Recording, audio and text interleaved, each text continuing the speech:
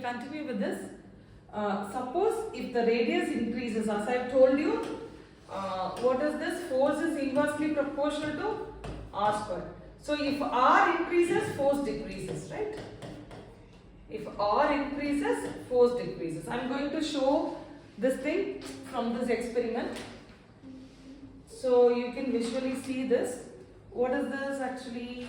You are keeping m here, m1 in this particular point, and so the radius will be exactly 3 meter. Okay, so if it is 3 meter, it is inversely proportional to 3 square meter square. So 1 by 3 square will be definitely 9. So the force will be like 3.25 10 to the power of minus 7 Newton, right? If the distance increases, for example, from 2 to 9 it is increasing. That means 7 meter it is now. So how the force will be 5.43 into 10 to the power of minus 8 Newton. The force is automatically decreasing from 10 power minus 7 Newton to 10 power minus 8 Newton it comes. So it is decreasing. So if R increases, if the distance between the two masses increases, then the force will decrease, since it is inversely proportional to the square of the distance between the two masses. Okay. Now we are going to consider the mass. How about the mass? Mass is directly proportional, right? Directly proportional to m1 m2.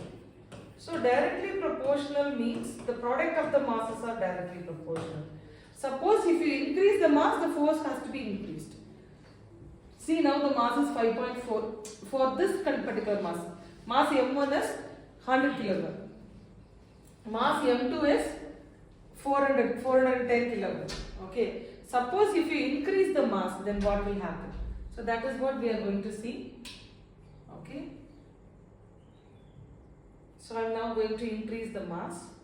See, 100 gram is now increased to, for example, 240 kilogram.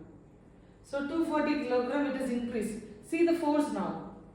So 1.30 times 10 power minus 7 Newton. Suppose if you increase this mass for 580 kilogram, again the force is increasing. See, keep on, it is increasing.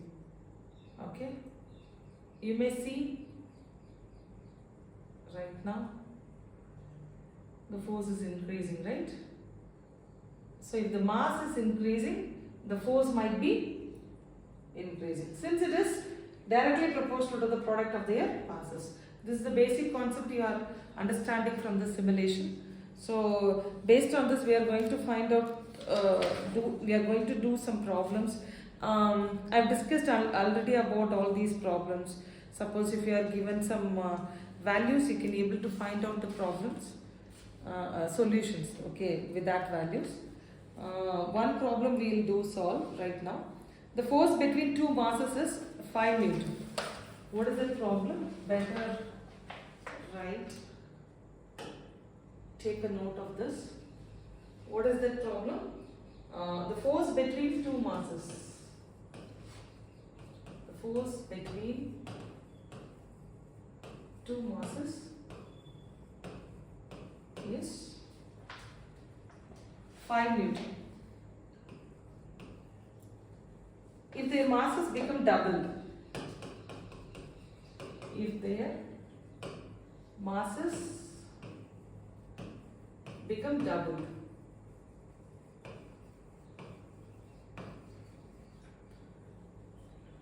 and the distance between them is halved, and the distance between them is halved. Okay, then find the new force. Then find the new force. So this is the question. So how can you write the answer? Here given, you know what is the initial force? Take down this. Initial force will be, we can take F. F is equal to G m1 m2 by r square, that is equal to 5 Newton. It is given. So what is the final force? final force given as initial, final, we can take it like this. So now this G is constant, gravitational constant is always constant, and then if their mass become doubled, how come it is doubled right now? Okay, so m1 become 2m1, m2 become 2m2, doubled. Okay, then what will happen? The distance is reduced to half, so r by 2 right now. Okay, so what is the new force? It is asked right now. So you can just convert 2 times 2 times, that will be G times 4m1 m2 by r square by 4, right? So this 4 goes up, then it will be 4 times 4, so 16 G m1 m2 by r square. So this is the new force, sorry, initial force, right? So that times 16 times initial force. So what is the initial force given? 5 Newton. So it will be 16 times 5 Newton, so that is equal to 18 Newton. So this is the problem. So likewise you will be asked from this topic. Okay. Take a note of this. Then we'll move on to the next topic.